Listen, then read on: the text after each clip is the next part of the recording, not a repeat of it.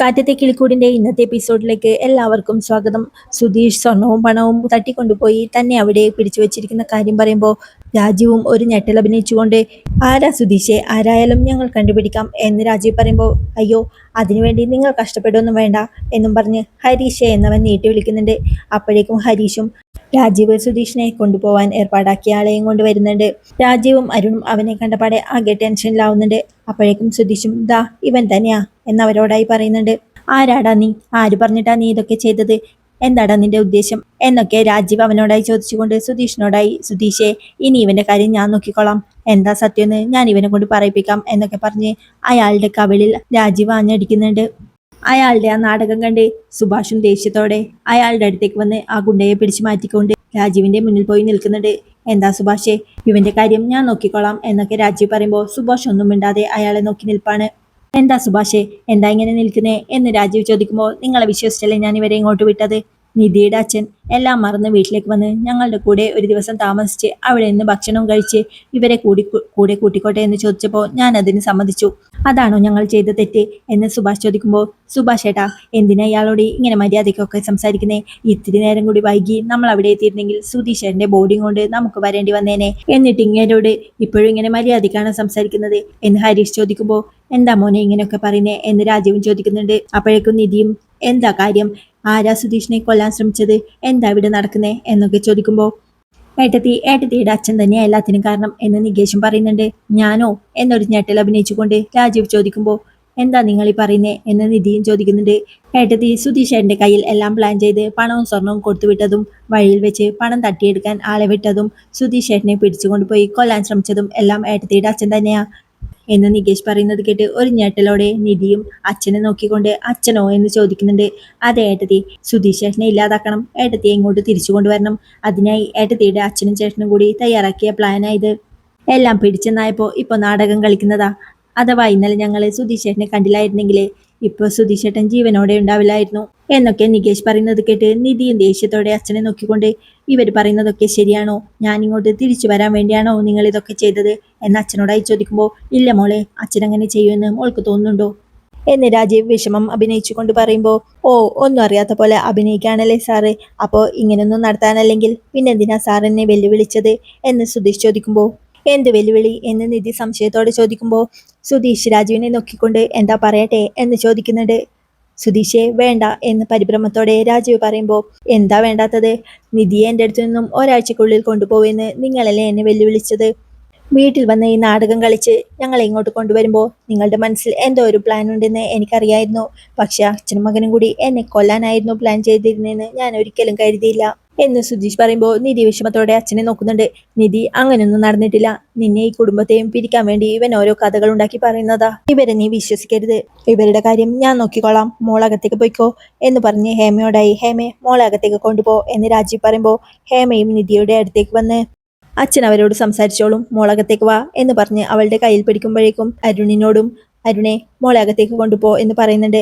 അരുണും അവളുടെ മറ്റേ കൈ പിടിച്ച് വാ മോളെ അകത്ത് പോവാം എന്ന് പറയുമ്പോഴേക്കും നിധിയും ദേഷ്യത്തോടെ പൊട്ടിത്തെറിച്ചുകൊണ്ട് എന്റെ ദേഹത്ത് തൊട്ടു പോകരുത് എന്ന് പറഞ്ഞ് രണ്ടുപേരുടെയും കൈ അവൾ തട്ടിമാറ്റുന്നുണ്ട്.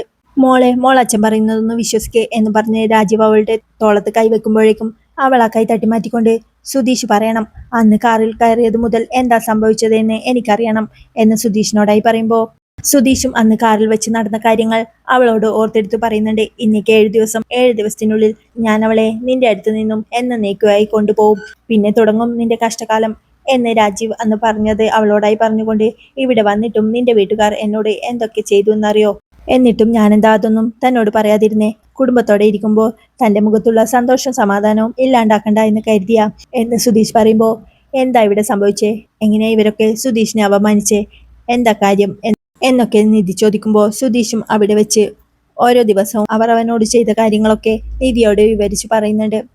സ്വർണവും പണവും തന്ന് എന്നെ പറഞ്ഞയച്ചപ്പോഴും ഇവർ എന്തോ പ്ലാൻ നടത്തിയതാണെന്ന് എനിക്ക് തോന്നിയിരുന്നു, പക്ഷെ എന്നെ ഇല്ലാതാക്കാൻ കൊണ്ടുപോവാണെന്ന് ഞാൻ ഒരിക്കലും വിചാരിച്ചില്ല എന്ന് സുധീഷ് പറയുമ്പോൾ മതിയടാ മതി നിർത്ത് എന്ന് പറഞ്ഞുകൊണ്ട് നിധിയോടായി മോളെ ഇതൊക്കെ ഇവന്റെ പ്ലാനാ മോളെ, ഇവനെ മോള് ഇന്നലെ കണ്ടതല്ലേ, ഞാൻ അങ്ങനെയല്ലല്ലോ, ഞാൻ മോളോട് കള്ളം പറയുന്നത് മോൾക്ക് തോന്നുന്നുണ്ടോ, എവിടുന്നോ ഒരുത്തനെ കൂട്ടിക്കൊണ്ട് വന്നിട്ട് ഇതൊക്കെ ഞാൻ ചെയ്തതാണെന്ന് പറഞ്ഞ് ഞങ്ങളോട് ദേഷ്യപ്പെടുന്നു, ഇതൊക്കെ ഇവന്റെ പ്ലാനാ, എന്റെ മോളെയും ഞങ്ങളുടെ സ്വത്തൊക്കെ സ്വന്തമാക്കാനുള്ള ഇവന്റെ പുതിയ അടവായത് എന്ന് രാജീവ് പറയുമ്പോൾ, അപ്പൊ നിങ്ങളല്ലേ ഇതൊന്നും ചെയ്തത് എന്ന് സുധീഷും ചോദിക്കുന്നുണ്ട്. ഞാനാ ചെയ്തത് എന്ന് പറയുന്നതിന് എന്ത് തെളിവാ നിന്റെ കയ്യിലുള്ളത് എന്ന് രാജീവ് ചോദിക്കുമ്പോൾ ഹരീഷും അത് കേട്ട്, അപ്പൊ സാറിന് തെളിവാണല്ലേ വേണ്ടത്, അതിനല്ലേ ഇവൻ ഇരിക്കുന്നേ.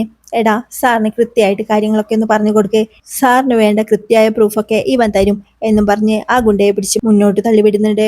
അപ്പോഴേക്കും സുധീഷും തന്നെ പിടിച്ചു കൊണ്ടുപോയതും അവിടെ ഒരു വീട്ടിൽ കെട്ടിയിട്ടതും തന്നെ മർദ്ദിച്ചതും സ്വർണവും പണവും ഒക്കെ കൈക്കലാക്കിയതും അത് കഴിഞ്ഞ് വേറൊരു വീട്ടിൽ വേറൊരു സ്ഥലത്തേക്ക് തന്നെ മാറ്റുന്നതിനിടയിൽ സുഭാഷ് ഏട്ടനും കൂട്ടരും വന്ന് തന്നെ രക്ഷിച്ചു. മറ്റു രണ്ട് ഗുണ്ടകളും ഓടി രക്ഷപ്പെട്ടപ്പോ അവരുടെ പിടിയിലായ ഇവനെ കൊണ്ട് സത്യങ്ങളൊക്കെ പറയിപ്പിച്ചതും എല്ലാം സുധീഷ് പറയുന്നുണ്ട്.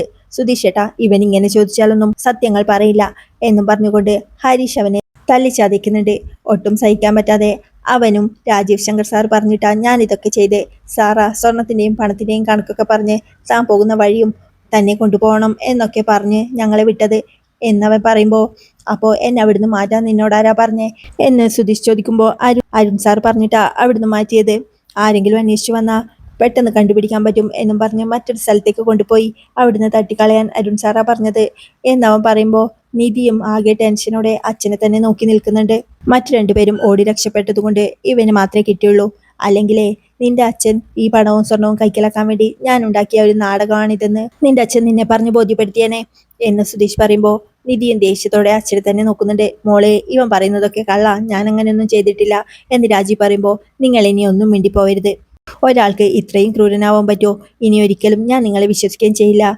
എന്നോടുള്ള സ്നേഹം കൊണ്ടാ നിങ്ങൾ എന്നെ തേടി വന്നെന്ന് ഞാൻ വിശ്വസിച്ചു, സന്തോഷിച്ചു. പക്ഷെ നിങ്ങൾക്കുള്ളത് സ്നേഹമല്ല, പകയും ദുരഭിമാനവുമാണ്.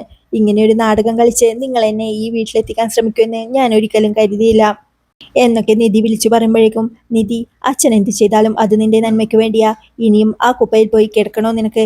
ഇവിടെ കഴിഞ്ഞ 4 ദിവസം നീ എന്ത് ഹാപ്പി ആയിരുന്നു എന്നൊക്കെ അരുൺ നിധി അവന്റെ കാലിലേക്ക് നോക്കിക്കൊണ്ട്, കാലിൽ സ്പ്രെയിൻ ആണെന്നല്ലേ പറഞ്ഞേ, എന്താ ഇപ്പൊ ശരിയായോ? ഇന്നലെ മുഴുവൻ ഞൊണ്ടിയാണല്ലോ നടന്നത്. ഇന്ന് അച്ഛൻ എന്നെ കൊണ്ടുപോകാൻ പറഞ്ഞപ്പോ പെട്ടെന്ന് എന്താ നാടകം കളിക്കാൻ മറന്നുപോയോ? ഇങ്ങനെയൊരു നാടകം പ്ലാൻ ചെയ്ത് എന്റെ മുന്നിൽ കളിക്കാൻ നിങ്ങൾക്ക് നാണമുണ്ടോ? നിങ്ങളെ കാണുമ്പോഴേ എനിക്കിപ്പോ പേടിയാവാണ്. സ്വന്തം കാര്യം നടക്കാൻ നിങ്ങൾ എന്ത് വേണമെങ്കിലും ചെയ്യും. നിങ്ങൾ പറഞ്ഞതനുസരിച്ചില്ലെങ്കിൽ എന്നെ കൊന്നുകളയാനും നിങ്ങൾ മടിക്കില്ല എന്നൊക്കെ നിധി പറയുന്നത് കേട്ട് നിധി വാക്കുകൾ സൂക്ഷിച്ചു എന്ന് അച്ഛനും പറയുന്നുണ്ട്. എന്താ അച്ഛാ ഇനി ഞാൻ സൂക്ഷിക്കേണ്ടത്? ഇത്രത്തോളം നിങ്ങൾ എന്നോട് ചെയ്തിട്ട് ഞാൻ ഇനി നിങ്ങളോട് ഒന്നും പറയാതിരിക്കണോ? നിങ്ങളെ അച്ഛ എന്ന് വിളിക്കാൻ തന്നെ എനിക്ക് നാണം തോന്നുന്നു. ഇങ്ങനെയാണോ ഒരച്ഛൻ വേണ്ടത്? ഒരാളെ കൊല്ലാനൊക്കെ തീരുമാനമെടുക്കാൻ മാത്രം വൃത്തികെട്ടവനായോ എൻ്റെ അച്ഛൻ? നിങ്ങളുടെ അന്തസ്സ്, നിങ്ങളുടെ അഭിമാനം, അത് മാത്രമാണല്ലേ നിങ്ങൾക്ക് മുഖ്യം. അത് സംരക്ഷിക്കാൻ ആരെയും എന്തു വേണമെങ്കിലും ചെയ്യും. നിങ്ങളുടെ ബന്ധുക്കളോടും ബിസിനസ് പാർട്ട്നേഴ്സിനോടും ഓടിപ്പോയി എൻ്റെ മകൾ ഞങ്ങളുടെ വീട്ടിലേക്ക് തിരിച്ചു വന്നു, ഇനി ഞങ്ങളുടെ കൂടെയാണ് കഴിയുന്നത് എന്നൊക്കെ നിങ്ങൾക്ക് വിളിച്ചു പറയണം അല്ലേ? അതിനല്ലേ നിങ്ങൾ ഇതൊക്കെ ചെയ്തത്? അതിനുവേണ്ടി നിങ്ങൾ എന്തും ചെയ്യുമല്ലേ എന്ന് നിധി ചോദിക്കുമ്പോഴേക്കും, നിധി, അത് ഞാൻ പറഞ്ഞത് എന്ന് രാജീവ് പറയാൻ തുടങ്ങുന്നുണ്ട്. വേണ്ട, ഇനി നിങ്ങൾ പറയുന്നതൊന്നും എനിക്ക് കേൾക്കണ്ട എന്ന് നിധി പറയുമ്പോൾ, അല്ല മോളെ, ഞാനൊന്ന് പറയട്ടെ എന്ന് രാജീവ് വീണ്ടും പറയുന്നുണ്ട്. വേണ്ടെന്നല്ലേ പറഞ്ഞേ? നിങ്ങളെ വിശ്വസിച്ച് വീണ്ടും ഇങ്ങോട്ട് വന്ന് ചതിക്കപ്പെട്ടത് ഞാനാ. അതോർക്കുമ്പോൾ എനിക്ക് എന്നോട് തന്നെ പുച്ഛം തോന്നുക. മതി, ഇതോടെ എല്ലാം മതി. അമ്മ, അച്ഛൻ, ചേട്ടൻ എന്നുള്ള ബന്ധമൊക്കെ പറഞ്ഞ് ഇനി ആരും എൻ്റെ അടുത്തേക്ക് വരരുത്. ഇനി മുതൽ നമ്മളൊന്നല്ല, നിങ്ങൾ വേറെ ഞാൻ വേറെ എന്നും പറഞ്ഞുകൊണ്ട് അവൾ ദേഷ്യത്തോടെ അകത്തേക്ക് കയറി പോകുന്നുണ്ട്. ആകെ ടെൻഷനോടെ നിൽക്കുകയാണ് രാജീവ്. അപ്പോഴേക്കും നിധി തന്റെ ബാഗുമായി പുറത്തേക്ക് വരുന്നുണ്ട്. പോകാം എന്ന് അവരോടായി അവൾ ചോദിക്കുമ്പോൾ, ഇതൊന്നും അങ്ങനെ വെറുതെ വിടരുത് ഏട്ടതി, പോലീസിൽ പരാതിപ്പെടുക വേണ്ടത്, ഒരാളെ തട്ടിക്കൊണ്ടുപോയി കൊല്ലാൻ ശ്രമിക്കുക ചെയ്തത് എന്നൊക്കെ നികേഷ് പറയുമ്പോൾ, ഹേയ് മതി, ചെയ്തതിനൊക്കെ അവർ അനുഭവിച്ചോളും, മോളുവാ എന്ന് പറഞ്ഞ് നിധിയുടെ ബാഗ് വാങ്ങാണ് സുഭാഷ്. അപ്പോഴേക്കും രാജീവ് നിധി എന്നവളെ വിളിക്കുന്നുണ്ട്. അവൾ തിരിഞ്ഞു നോക്കുമ്പോൾ അവളുടെ അടുത്തേക്ക് ചെന്ന്, നീ തെറ്റാണ് ചെയ്യുന്നത്, ഇതൊക്കെ നീ ഒരു ദിവസം ഓർക്കും എന്ന് പറയുമ്പോൾ നിധിയും, ഇത്രയും കാലം ഒരുമിച്ച് ജീവിച്ചിട്ട് നിങ്ങളെക്കാൾ എനിക്കിപ്പോൾ വിശ്വാസം ഇവരെയാ, അതുകൊണ്ട് എന്തൊക്കെ അനുഭവിക്കേണ്ടി വന്നാലും ഞാനത് സഹിച്ചോളാം. ഇവിടെ കഴിയുന്നതിനേക്കാൾ സന്തോഷം എനിക്കെന്തായാലും അവിടെ ഉണ്ടാവും. ഗതികെട്ട് ചാവേണ്ടി വന്നാലും ഇനി ഞാൻ ഇങ്ങോട്ട് വരില്ല, എന്നെയും തേടി ആരും വരരുത് എന്നും പറഞ്ഞ് അവൾ പുറത്തേക്ക് ഇറങ്ങി പോകുമ്പോഴേക്കും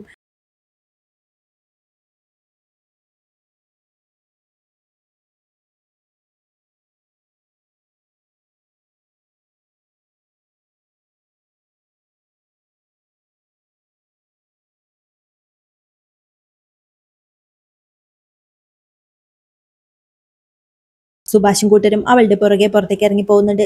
സിറ്റ് ഔട്ടിൽ എത്തുമ്പോഴേക്കും, ഇറങ്ങിപ്പോടാ എന്നും പറഞ്ഞ് ഹരീഷും ആ ഗുണ്ടയെ പുറത്തേക്ക് തള്ളിവിടുന്നുണ്ട്.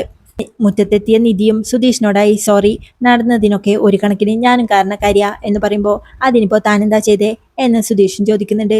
അവൾ സുഭാഷിന്റെ അടുത്തേക്ക് ചെന്ന് സുഭാഷ് ഏട്ടാ സോറി എന്ന് പറയുമ്പോൾ എന്തിനാ മോളെ സോറിയൊക്കെ, നീ ഇത് മനസ്സാവാജ അറിയാത്ത കാര്യമാണെന്ന് ഞങ്ങൾക്കറിയില്ലേ, ഒന്നും സംഭവിക്കാതെ നിങ്ങളെ രണ്ടുപേരെയും ഞങ്ങൾക്ക് തിരിച്ചു കിട്ടിയില്ലേ, അത് മതി, ഇനി ഇവിടെ നിൽക്കണ്ട നമുക്ക് പോവാം എന്ന് സുഭാഷ് പറയുമ്പോൾ അത് ശരിയാ, ഈ വീടിന്റെ വൈബേ ശരിയല്ല എന്ന് നികേഷും പറയുന്നുണ്ട്.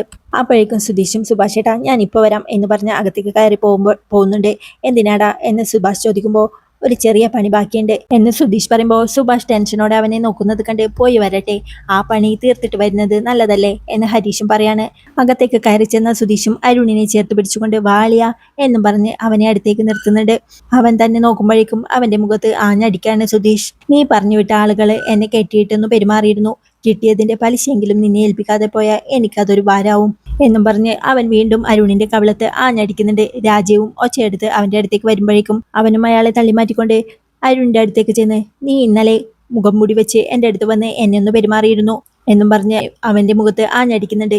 ആണുങ്ങളായാലേ ഒരാളെ തല്ലുമ്പോഴെങ്കിലും അത് താനാണ് ചെയ്തതെന്ന് പറയാനുള്ള മിനിമം ധൈര്യമെങ്കിലും വേണം എന്ന് പറഞ്ഞ് സുധീഷ് അവനെ വീണ്ടും അടിക്കുമ്പോഴേക്കും രാജീവും ദേഷ്യത്തോടെ ഒച്ച വെച്ചുകൊണ്ട് അവന്റെ അടുത്തേക്ക് ഓടി വരുന്നുണ്ട്. എന്താണ് നീ കരുതിയെ വീട്ടിൽ വന്ന് ആക്രമിക്കുന്നോ എന്ന് രാജീവ് പറയുമ്പോൾ അവനും അയാളുടെ നേർക്ക് കയ്യൊങ്ങിക്കൊണ്ട് നിധിയുടെ അച്ഛനാണെന്ന് കരുതിയിട്ടൊന്നുമല്ല, പ്രായത്തിന് മൂത്താളെന്നുള്ള ബഹുമാനം കൊണ്ട് മാത്രം, അല്ലെങ്കിലേ അന്ന് നിധിയുടെ സർട്ടിഫിക്കറ്റ് ഒക്കെ കത്തിച്ച് കളഞ്ഞ ദിവസം തന്നെ തന്റെ ഈ ബൾബ് തലയിലെ അത് ഞാൻ അങ്ങ് പൊട്ടിച്ച് കളഞ്ഞേനെ എന്നവൻ പറയുമ്പോഴേക്കും അച്ഛന് തല്ലുന്നോടാ എന്നും പറഞ്ഞ് അരുൺ വീണ്ടും അവന്റെ അടുത്തേക്ക് എത്തുന്നുണ്ട്. സുധീഷ് അവന്റെ കൈ രണ്ടും പുറകിലേക്ക് വലിച്ചു പിടിച്ചുകൊണ്ട് നിനക്കൊക്കെ ആളെ തല്ലാൻ ഗുണ്ടകളോട് ഉത്തരവിട്ടേ ശീലമുള്ളൂ, പക്ഷേ എനിക്കങ്ങനല്ല എന്നും പറഞ്ഞുകൊണ്ട് തന്റെ കീശയിൽ നിന്നും കാറിന്റെ കീ എടുത്ത് നിങ്ങൾ ഈ നാടകമൊക്കെ പ്ലാൻ ചെയ്ത ഈ വണ്ടി ഉണ്ടല്ലോ, എന്നെ തട്ടിക്കൊണ്ടുപോകാൻ എടുത്ത ഈ വണ്ടി, ആ വണ്ടിയെ ഞാൻ അങ്ങ് തിരുവനന്തപുരത്തേക്ക് കൊണ്ടുപോവുക, തിരിച്ചു വേണമെന്നുണ്ടെങ്കിൽ നിങ്ങളെ ഒരു ഡ്രൈവറെ പറഞ്ഞയച്ച് വണ്ടി എടുത്തിട്ട് വന്നോ, കേട്ടല്ലോ, ആരെ ഒരു ഡ്രൈവറെ പറഞ്ഞയച്ച് തിരിച്ചു കൊണ്ടുവരാം എന്നും പറഞ്ഞുകൊണ്ട് മിസ്റ്റർ അമ്മയ്യപ്പൻ നിങ്ങളെ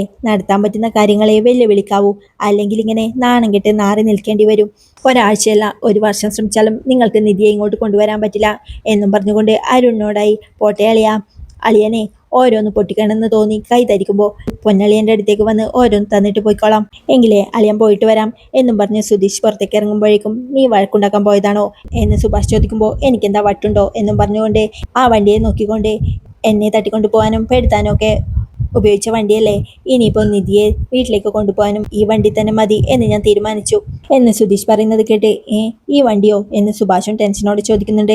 അതെ നികേഷേ, നീ ഞങ്ങളുടെ കൂടെ വന്നോ, ഇവർ രണ്ടുപേരും ബൈക്കും കൊണ്ട് പോയിക്കോളും എന്ന് സുധീഷ് പറയുമ്പോൾ അതൊന്നും വേണ്ട, നീ ആ താക്കോലങ്ങ് കൊണ്ടു കൊടുക്ക് എന്ന് സുഭാഷ് പറയുമ്പോൾ ചേടാ ഇത് നമ്മുടെ അവകാശമായി കരുതണ്ടേ, ഇത്രയും ബുദ്ധിമുട്ടിച്ചതിന് നമ്മൾ ഇത്രയെങ്കിലൊക്കെ അവരോട് ചെയ്യണ്ടേ, വണ്ടി വേണമെങ്കിൽ അവിടെ വന്ന് എടുത്തോളാൻ ഞാൻ പറഞ്ഞിട്ടുണ്ട് എന്ന് സുധീഷ് പറയുമ്പോൾ അതെ നിങ്ങൾ ഈ വണ്ടി എടുത്തു പോ, ബൈക്ക് ഞാൻ എത്തിച്ചോളാം എന്ന് ഹരീഷ് പറയുന്നത് കേട്ട് ചേട്ടാ 2 ബൈക്കില്ലേ എന്ന് നികേഷും ചോദിക്കുന്നുണ്ട്.